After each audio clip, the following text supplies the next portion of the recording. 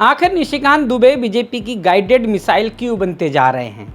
और यदि निशिकांत दुबे का इतिहास देखें तो कई टारगेट ध्वस्त कर चुके हैं, जैसे राहुल गांधी, महुआ मोइत्रा, जॉर्ज सोरोस, सोनिया राहुल और अब सीजेआई और पूर्व चुनाव आयुक्त एसवाई कुरैशी। इन सब बातचीत को लेकर हमारे साथ मौजूद हैं जाने माने वकील एडवोकेट ऋषिपाल सिंह जी। सर, आपका स्वागत है इस खास चर्चा में। जी नमस्कार सर, चर्चा में यह है कि जिस तरह से निशिकांत दुबे जो बीजेपी सांसद है, लगातार जो है फायर ब्रांड बन रहे हैं और बात कर रहे हैं गाइडेड मिसाइल की, जो अभी सीजेआई को लेकर और सुप्रीम कोर्ट को लेकर उन्होंने जो टिप्पणी करी है, उसको लेकर आप क्या सोचते हैं और क्या लगता है कि ये टिप्पणी कितनी सही है और कितनी गलत है? देखिए, पहले तो मैं आपको बताना चाहूँगा, जैसे आपने कहा कि बीजेपी की गाइडेड मिसाइल की आपने बात कही कि सबसे इम्पॉर्टेंट है कि बीजेपी ने निश्चित रूप से और बिल्कुल क्लियर तरीके से कह दिया है कि जो बयान निशिकांत दुबे दे रहे हैं ये बयान उनके निजी बयान हैं। ये बयान जो बीजेपी के ट्विटर हैंडल से या बीजेपी की जो हम जिसे बोल सकते हैं जो ऑथराइज्ड पर्सन है, किसी भी ऑथराइज्ड पर्सन ने या स्पोक्समैन का ये बयान नहीं है। तो वो ऑलरेडी इस बात को हम, ये राजनीतिक बात है कि आपने जैसे कहा कि वो गाइडेड मिसाइल है नहीं है, तो इस बारे में मैं टिप्पणी नहीं देना चाहता। केवल आपको एक तथ्य बताना चाहता हूँ कि बीजेपी की तरफ से स्पष्ट बयान आ गया है कि ये बयान बीजेपी का नहीं है और ये बयान निश्चित रूप से जो भी बयान है ये निशिकांत दुबे के अपने बयान है। नहीं, आप सही कह रहे हैं, क्योंकि राष्ट्रीय अध्यक्ष जेपी नड्डा ने भी खुद एक्स पे लिखकर कहा है। लेकिन सवाल ये होता है कि जब पार्टी अपने किसी नुमाइंदे को या अपने प्रतिनिधित्व को के किसी बयान पर जब वो कहती है कि उसका निजी मामला है, तो ऐसे पर अनुशासनात्मक कार्रवाई की बात क्यों नहीं करते हैं? नहीं, देखिए, अनुशासन अगर किसी पार्टी में या किसी संस्था में अनुशासन की बात करते हैं, तो अगर वो कोई भी व्यक्ति अनुशासन उस संस्था से संबंधित किसी काम को करता है और उस काम में वो अनुशासनहीनता करता है, तो निश्चित रूप से वो पार्टी उसके प्रति जो भी एक्शन लेना है वो उसके लिए एक्शन लेने के लिए बाध्य है। लेकिन यहाँ पर जो भी कार्य किए जा रहे हैं, जो बयान दिए जा रहे हैं, वो किसी पार्टी विशेष के खिलाफ या बीजेपी के खिलाफ नहीं है। वो बयान जो दिए जा रहे हैं वो माननीय सुप्रीम कोर्ट के खिलाफ है। तो वो जो कार्रवाई है वो माननीय सुप्रीम कोर्ट के द्वारा ही की जानी चाहिए। ठीक है, ये बात तो साफ होती है कि पार्टी का इस पे कोई हस्तक्षेप नहीं है और पार्टी ने साफ भी किया। अब सवाल ये आती है कि जो विवादित बयान दिया है कि ये कहा गया है कि सुप्रीम कोर्ट जिस तरह से धार्मिक झगड़ा या इस तरह का माहौल बनाने का काम कर रही है, इसको आप कैसे देखते हैं? नहीं, निश्चित रूप से देखिए, जो निशिकांत दुबे का जो बयान है जिसके अंदर धार्मिक उन्माद फैलाने के लिए या सुप्रीम कोर्ट को इस तरह से उनको टारगेट करने के लिए जो बयान दिया गया, ये निश्चित रूप से ना केवल निंदनीय है बल्कि कहीं ना कहीं ये एक कंटेम्प्ट ऑफ कोर्ट का आपराधिक मामला बनता है। क्योंकि आप किसी भी ऐसी बात को कह के जिसके तथ्य आपके पास नहीं है और केवल अपनी प्रिजम्पशंस के आधार पर डायरेक्ट आप माननीय कोर्ट के ऊपर अगर वो कोई भी आप लांछन लगाने हैं, तो वो निश्चित रूप से वो कंटेम्प्ट ऑफ कोर्ट बनती है।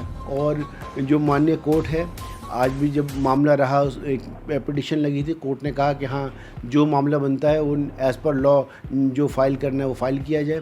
तो निश्चित रूप से उनके बयान में कई बातें ऐसी हैं जो कि कोर्ट की जो मान की हानि करती हैं और ऐसी स्थिति में माननीय सुप्रीम कोर्ट जो है वो कानून के हिसाब से निर्णय लेगा।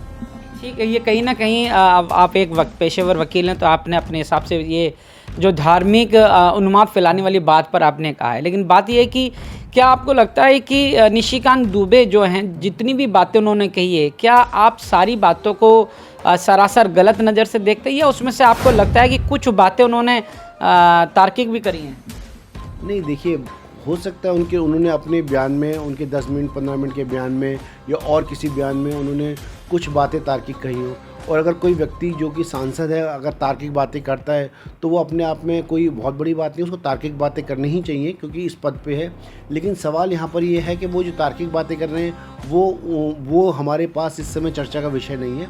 चर्चा का विषय हमारे पास यही है कि निशिकांत दुबे ने जिस तरह से अपनी बातों को कहा है, जिस तरह से बयान दिए, माननीय सुप्रीम कोर्ट को सीधा सीधा जो है उन्होंने दोषी ठहराया है। तो वो निश्चित रूप से वो कंटेम्प्ट ऑफ कोर्ट उसके अंदर मैं कम से कम सोचता हूँ कि हाँ, कंटेम्प्ट ऑफ कोर्ट, क्योंकि ऐसी बातों से जो सुप्रीम कोर्ट है उनकी मान की निश्चित रूप से हानि होती है और कोर्ट जो है एज़ पर लॉ जरूर कार्रवाई करेगा। कहीं ना कहीं पूरा मामला वक्फ बिल को लेकर हुआ है। अब इस वक्त बिल को लेकर एक हम आपसे ये समझना चाहते हैं कि जब कोई बिल एक्ट की तरफ जाता है, कानून बनने की दिशा में जाता है, तो तब संसद से जब राष्ट्रपति तक जाता है और मामला जब कोर्ट तक पहुंचा है, तो क्या क्या प्रोसेस होता है। और इस स्थिति में निशिकांत दुबे का भी ये कहना है कि सुप्रीम कोर्ट राष्ट्रपति को मशवरा नहीं दे सकते और 3 महीने की समय अवधि में बांध नहीं सकते। क्या प्रोसेस रहेगा? नहीं, आप थोड़ा सा दो बातों को आपने मिला दिया।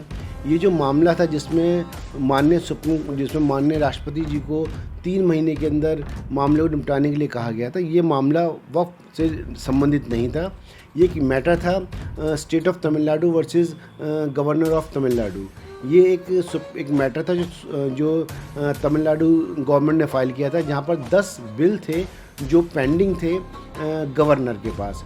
और गवर्नर जो है उसके अंदर आर्टिकल 200 के अंदर या तो उन पर सहमति दे सकता है या सहमति देने से इनकार कर सकता है, या गवर्नर उन मसलों को, उन बिल्स को राष्ट्रपति के पास भेज सकता है।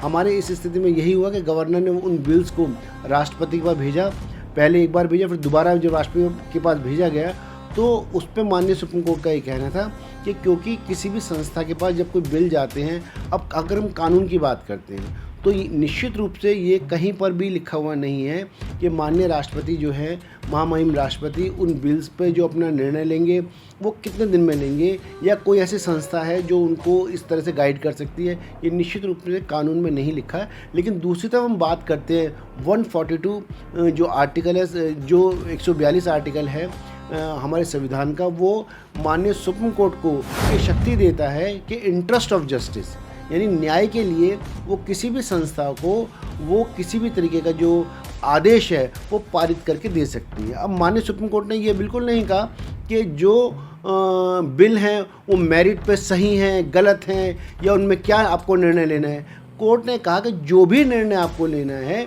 उस निर्णय को आपको एक समयबद्ध तरीके से कोर्ट को, सुप्रीम को, माननीय प्रेसिडेंट को या राष्ट्रपति जी को, उनको निश्चित रूप से उसको कंप्लीट करना है।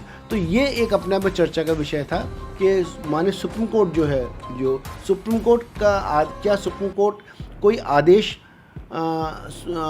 एक ऐसा आदेश जो कि कानून में नहीं है, जो कि हमारे संविधान में कोई समय सीमा नहीं है राष्ट्रपति के पास कि राष्ट्रपति जी किसी बिल को अपने पास कितने दिन रख सकते हैं, तो क्या उसके ऊपर कोई सुप्रीम कोर्ट कोई आदेश दे सकता है? और अगर ऐसा कानून नहीं है तो क्योंकि 142 कानून है, 142 आर्टिकल 142 है। अब सवाल ये होता है कि अगर ऐसी स्थिति में कोई किसी सुप्रीम कोर्ट की 2 डबल बेंच ने, 2 जजेस ने ऑर्डर दिया है, तो उसके बाद हमारे पास कानूनी प्रावधान क्या है? उसके बाद कानूनी प्रावधान भी है, आप जो उससे बड़ी बेंच में आप जा सकते हैं, इस ऑर्डर के को भी आप बड़ी बेंच के अंदर चैलेंज कर सकते हैं। तो कानूनी प्रावधान अभी भी खुले हुए हैं, ऐसा नहीं है वो कानूनी प्रावधान के बाद बिल्कुल रास्ता बंद हो गया। तो अभी कानूनी रूप से बहुत कुछ है जिसमें किया जाना बाकी है। लेकिन जिस तरह से कुछ लोग सीधे माननीय सुप्रीम कोर्ट को कटघरे में खड़ा करते हैं, खड़ा कर रहे हैं, या जिस तरह से लगातार इस तरह से लांछन लगा रहे हैं, ये निश्चित रूप से ये बहुत दुखद बात है। आखिरी सवाल लेकर इस सवाल को ख़त्म करूँगा कि निशिकांत दुबे जो बातें कह रहे हैं, धार्मिक उन्माद फैलाने की बात कर रहे हैं, 3 महीने की समय अवधि की बात को उन्होंने चुनौतीपूर्ण कहा है। क्या किस तरह से देखते हैं आप इसको कि निशिकांत दुबे कितना सही दिशा की ओर है? नहीं, मैं देखिए, कोई भी अगर व्यक्ति अगर सुप्रीम कोर्ट जैसी संस्था के ऊपर अगर आप लांछन लगाने और आपके पास कोई उसका कोई भी प्रमाण नहीं है और कोई प्रमाण नहीं हो, इस तरीके से आप लगाएंगे तो निश्चित रूप से ये एक निंदनीय है। इसके ऊपर कानूनी कार्रवाई होनी चाहिए और एज़ पर लॉ जो है उनको जवाब देना पड़ेगा। जो आप आरोप लगा रहे उनके पास, आपके पास ऐसे कौन से साक्ष्य हैं? जब ऐसे साक्ष्य आपके पास नहीं है और आप केवल प्रिजम्पशंस के आधार पर, धारणाओं के आधार पर आप ऐसे आरोप लगा रहे हैं, तो वो निश्चित ही कानून को एक आदेश देता है। कानून एज़ पर कानून के हिसाब से जो उनके ऊपर कानून बनता है वो उनको उसको भुगतना पड़ेगा। बहुत बहुत धन्यवाद। मैं भी अपने दर्शकों से जानना चाहता हूं कि आप किस तरह से सांसद बीजेपी निशिकांत दुबे के इन बयानों को देखते हैं। खबर पर अपनी राय जरूर दीजिएगा। मेरे साथ जुड़े रहने के लिए हेडलाइंस लाइव न्यूज़ से मोहम्मद रफ़ी की ये ख़ास रिपोर्ट।